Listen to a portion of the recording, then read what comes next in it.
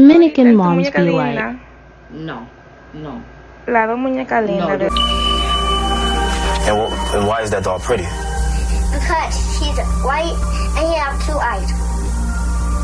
Which doll is the ugly doll? Why is that doll ugly? Because he's black. Which doll looks most like you?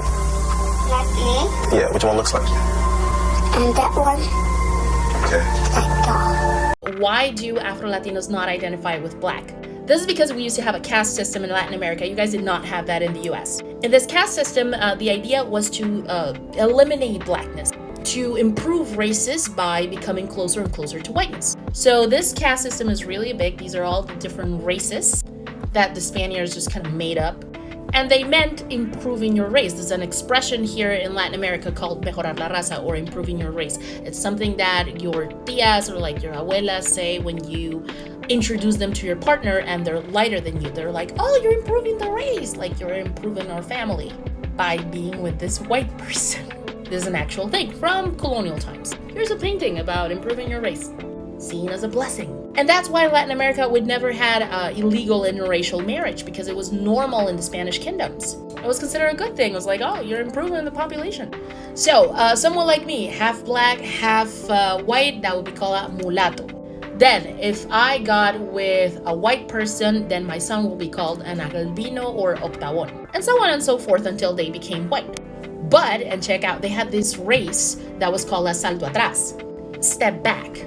If someone like me got with someone darker, then our son's race would be a salto atrás, a step back, on the eternal path of becoming white.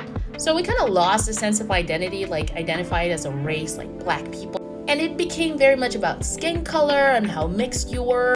And if you were a little mixed, if you didn't just look African at first sight, then you were not black. That's how it worked back then. Now they're implementing something different, and it's that ever since around the 90s or 80s, they quit putting black in the census and mestizo, which meant mixed, because everyone was putting mixed and they didn't know who was actually black.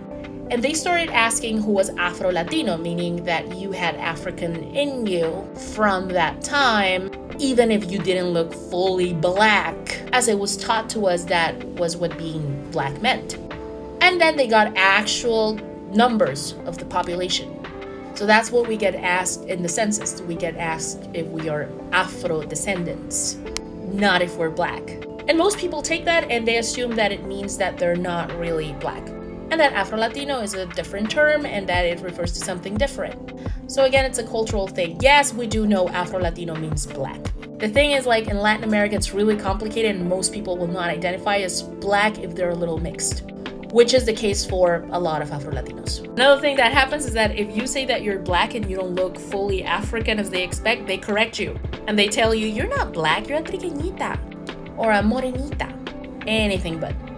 So this video is low-key triggering because there are women in my family who definitely like behave this way. And I always felt so weird when they would say things like, oh, you're so light-skinned and beautiful, like you're so pretty, you have such nice light eyes. Like, it just did not sit right with me. Specifically, I remember this one time where I was in Dominican Republic with my family at my grandmother's house. She has a house out there. And they were talking about how my father married better. Like, he married good because my mother is light-skinned. When I say this shit run deep, it's super deep.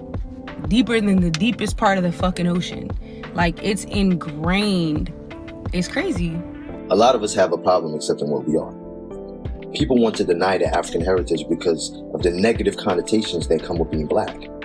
Some Puerto Ricans and Dominicans seem to think that by acknowledging that they're black, they're saying that they're American or African American. But that comes down to the whole miseducation or lack of education in regards to race, nationality, ethnicity, and culture. The amount of times I've said to a Puerto Rican, even in my own family, you're black. And they say, no, I'm Puerto Rican, I'm not American, or I'm not African American. And I'm like, but I didn't say you were American. I didn't say you were African American. You can still be black and Puerto Rican. But it's like, by acknowledging you're black, they feel that they're somehow saying they're African American. You're not. You're just saying you're black. You're acknowledging your melanin. But they say, no, I'm not black, I'm Puerto Rican or Dominican. All right, that's your nationality. So what's your race?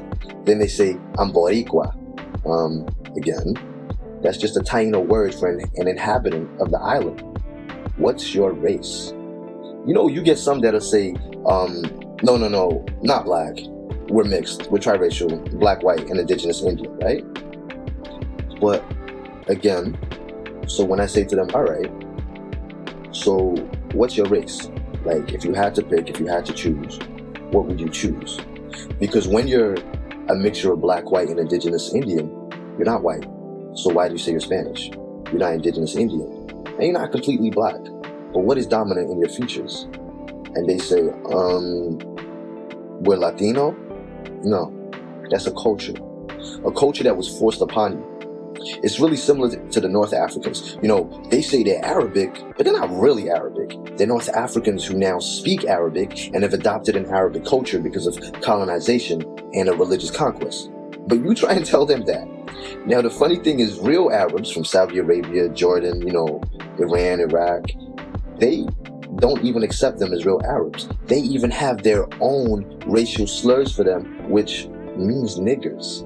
I remember speaking to an Arab girl from Saudi Arabia who she was telling, like, we were doing a conference call, and she said, no, we don't see them as Arabs. We see them as black. They might be light skin or mixed, but they're black.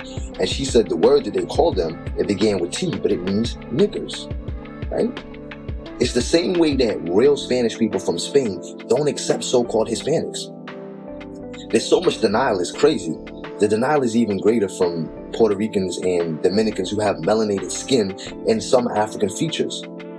But you know what's really common with a lot of people of color in Spanish-speaking countries in the Caribbean and South America to deny their roots? I don't know if they fear some sort of like awakening or reality by associating themselves with the truth, but it's that slave mentality. It's better to be as close to white than be black. And oh well, if being forced to say that you're mixed or triracial is better than saying you're black, then okay, we'll say that, because that's got to be better than saying you're black, right? If black people were the ones in a position of power that white people are in today, I wonder how many of these so-called Spanish and Latino people would suddenly be calling themselves black. Too many people like to pick and choose when they're black. Like when it comes to music or dancing, suddenly they affiliate themselves with black people, but they don't want to know other than that, right? Everyone wants to be black, but no one wants to really be black. Excuse my language, but doesn't that make them just part-time Negroes? And this isn't something that's just exclusive to Puerto Ricans and Dominicans. You get this with African Americans, because you've got some African Americans that will say, oh, I'm not really black. I mean, I've got an 8th Cherokee Indian in me, so I'm not black, I'm mixed. Even black people have a tough enough time acknowledging that they're black. Christopher Columbus didn't discover America. He raped and pillaged a people who welcomed him with open arms. And then he killed them because of them not wanting to assimilate with the white man's religion. Oh, and for those that would gladly claim to be Taino and white, but deny their African roots. So when I say, no, you've got African blood in you, they say, no, there's no African blood in my family. We're Taino and white in my family. I want you to do some research. Because by genetic composition, the Taino people's phenotype resemble that of an African's.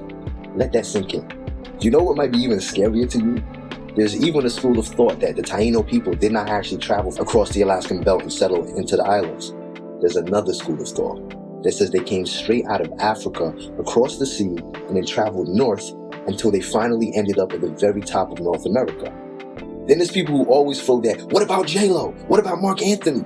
Well, J-Lo's not white, is she? She doesn't look white. Those curves, that body, her original nose and lips, her original skin complexion, from her early movies like U-Turn. Then they bring up a Puerto Rican who looks white, but fail to realize that person is only a second-generation Puerto Rican. Don't try to debunk something like this by using someone whose grandparents came from Italy or Spain and then moved to Puerto Rico. Let's be real. This does not apply to every Puerto Rican to ever come from Puerto Rico. The ones who it applies to know that it applies to them, and exactly why. Just because you speak Spanish doesn't make you Spanish. The same way, just because you speak English doesn't make you English. Denial is a crazy thing. This video reminded me a lot of the Kenneth and Mamie doll test from the 1940s. Psychologists placed 4 dolls in front of black children. 2 were white, 2 were black. And pretty much the psychologist asked the black children which dolls seemed nice, which dolls seemed bad, and which dolls seemed more like you. And the black children said that the black dolls looked bad and that the white dolls looked nice and that the white dolls looked more like them. And stuff like that just shows how embedded colorism is in the black community. People are gonna say, oh, well, that happened eons ago, that doesn't matter, but still to this day, colorism is a really big thing in the black community, not just for black Americans or black Dominicans, but for black people as a whole. Still to this day, there is a trophy for being lighter skin versus darker skin. And many black parents across the African diaspora have a fear of their black children coming out too dark or with bad hair or con pelo malo. Don't think that this is just a Dominican thing, because this kind of thing happens across the African diaspora, especially in the African American community.